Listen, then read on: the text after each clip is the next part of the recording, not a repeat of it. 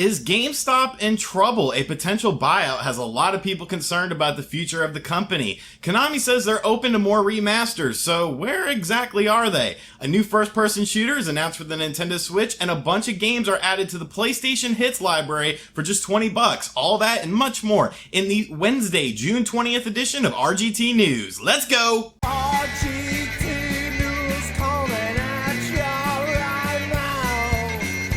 Woo! RGT 85 coming to you with the freshest video game news.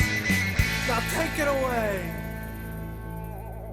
GameStop is a company that people love to hate, and of course it is the largest video game chain in the world, but it looks like they are having some troubles and problems. Obviously the rise of digital has not been helping things, but this article that's coming from Reuters actually is pretty interesting, and it looks like GameStop may be undergoing a potential buyout with a new owner in the company. Reuters says that the company had hired a financial advisor to assist in these discussions, and the people asked to not be named in that. Sycamore Partners is one of the private equity firms that has expressed interest in GameStop, one of the people said. There is no guarantee that the talks will result in GameStop deciding to sell itself, the people caution. But then GameStop actually came along and released a press release very briefly saying that GameStop confirmed that it was in exploratory talks with third parties regarding a potential transaction. Now, I know it's cool to hate on GameStop, and as someone who worked at a GameStop, I definitely had a lot of negative feelings about how the company was ran. And yeah, it's sort of turned into this sort of think geek / GameStop store. There's definitely way too many products in there that maybe aren't related to video games, but at the end of the day,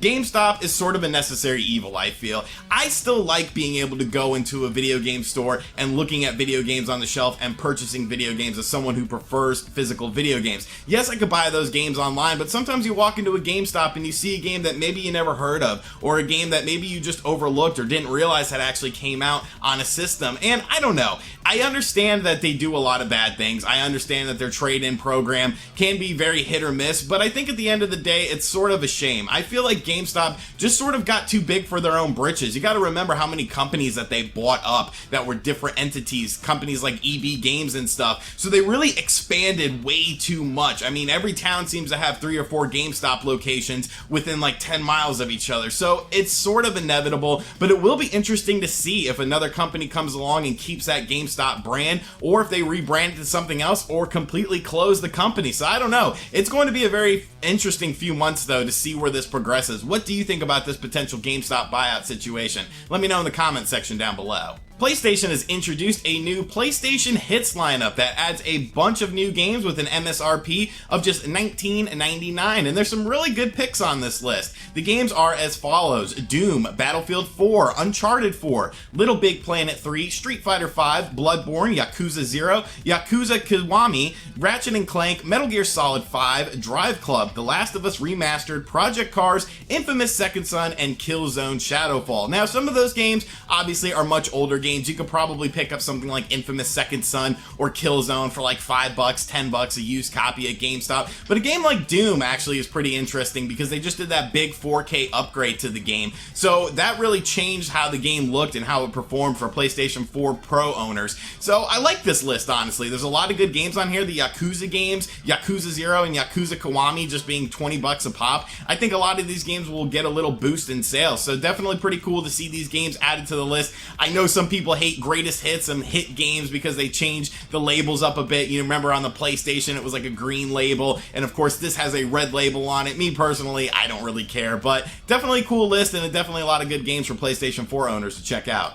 A new first-person shooter was announced for the Nintendo Switch, a game called Shadowgun Legends. Now, allegedly, this is a port of a mobile game, but I think it looks pretty cool. It definitely has sort of an Unreal / Quake vibe to it. It looks very fast and frantic, and I think that makes for a good first-person shooter game. There's going to be over 500 weapons in the game, over 1,000 different armor pieces, and it looks pretty neat, I think. And it actually supports in-game streaming as well, and they said that they're going to be very transparent with people. I saw some people talking about about this game, saying that they played it on things like the Nvidia Shield TV, and they said it seemed like a pretty decent game. So I'm curious to see how this game progresses. I do love a good arcadey first-person shooter with online aspects. It looks like it's going to be, like I said, very fast, very frantic, and that always makes for a fun experience. So the more the merrier. If they could include some voice chat in there, since Nintendo has pretty much lifted the veil on that with games like Fortnite, I think that would be the icing on the cake. But I'm definitely keeping my eye on this game. Let me know what you think of Shadowgun Legends in the comments section down below. Valkyria Chronicles 4 is coming to the PS4, the Xbox One, and the Nintendo Switch, and now we have a firm release date. It was just confirmed as a fall release date, but now we have an official release date of this very interesting hybrid of different genres, pretty much put under an RPG banner. And that game will be launching on September 25th. Now they're actually including a special premium edition, as most companies do, and it's going to cost you $100, and it comes with like a tank and exclusive missions. But I think Valkyria Chronicles 4 looks pretty cool. You know, I like the different blending of styles. There's like third-person shooter elements, strategy art elements, and RPG elements mixed with action elements. I've never really gotten into the Valkyria Chronicles series, but I will be planning on checking out this game. I love all these RPGs that are coming from Sega. Of course, we have Shining Force Resonance dropping at the middle of next month, so definitely cool stuff here, and I think this game has a lot of potential, and I think it's something I'll definitely check out. As you guys are well aware, I am pretty addicted to Fortnite. I really enjoy the Nintendo Switch version of the game. I dabbled with it on the PS4 and the Xbox One, but the fact that I can just take this Fortnite with me wherever I go with my Nintendo Switch is definitely pretty cool. And a big patch just went out for Fortnite that changes up some things, improves some things, and adds in a new game mode. They added in a new game mode called Final Fight, which basically is 5 teams of 20, and you are thrusted into the map, and instead of the storm eye consistently closing, it only closes 3 times, and then whoever, at the end of a timer, whoever has the most people alive on their team wins. They also added in a new stink bomb mechanic that will do consistent damage to people. That's pretty neat, I think. And of course, they did some performance upgrades on the Nintendo Switch. They fixed performance issues on the Switch related to call time functions during gameplay, especially when skydiving, and level streaming optimization to smooth out some of the hitches during skydiving on the Nintendo Switch. The skydiving on the Nintendo Switch was pretty ugly, to be perfectly honest with you. Sometimes I would, get my little umbrella out to sort of glide down, and it would take like a good 5 or 10 seconds, and my guy would just be standing there like this. Like, it looked really funny. But it's great to see these improvements. The game is obviously doing very well, and it's a super fun game. If you haven't checked it out, it's definitely mindless fun, but it's really fun to play. And the final bit of news we have today is regarding Konami. I know, Hyper Sports R on the Nintendo Switch was not the game we were looking for. I don't think anyone was looking for that game, and then they were like, hey, here you go, and it's like, you have Metal Gear, you have Castlevania, what on earth are you doing? Where are some remasters? Where are some interesting things from Konami? Well, Konami supposedly listens to fans, because in a recent interview that was done with IGN during E3, Konami said, we listen to our fans. Are there options? Of course, there are in the future. We like to listen to fans and know what they're interested in. So as long as they're telling us what they want, we're going to keep listening. And that was in regards to remasters. So of course, we see this Resident Evil 2 remaster that's coming out in next January, and it looks absolutely fantastic. Everyone's going gaga for it. Everyone will probably end up picking up this game just because of how good it looks and how good it's going to play. And Konami seems like a company that should be sort of like Capcom at this point in time. Some remasters suck. If it's just a little boost up in graphics or something,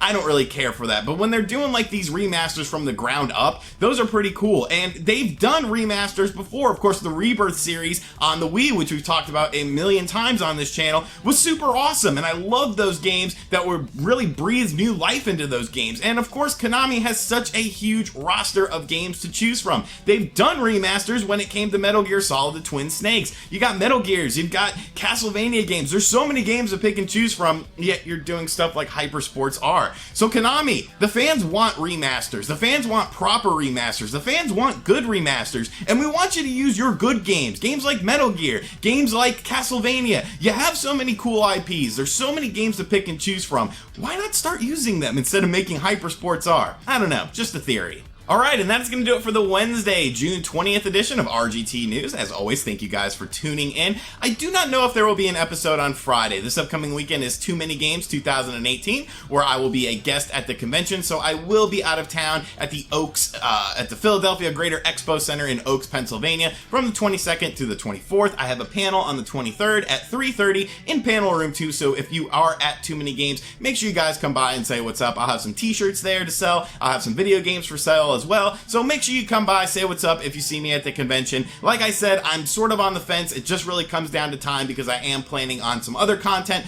while I am gone that will be scheduled, uploaded stuff on the channel, so don't worry, there will still be stuff on the channel. And as always, thank you for watching this video. If you're new to the channel, make sure you subscribe and turn on notifications. And if you really enjoyed this video, check out all the links in the description box down below. Patreon, t-shirts, social media, all sorts of fun ways to keep up to date with the world of RGT 85. And I will see you guys on the next video. Later.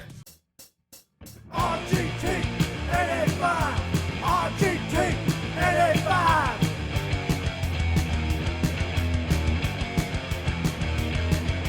RGT 85!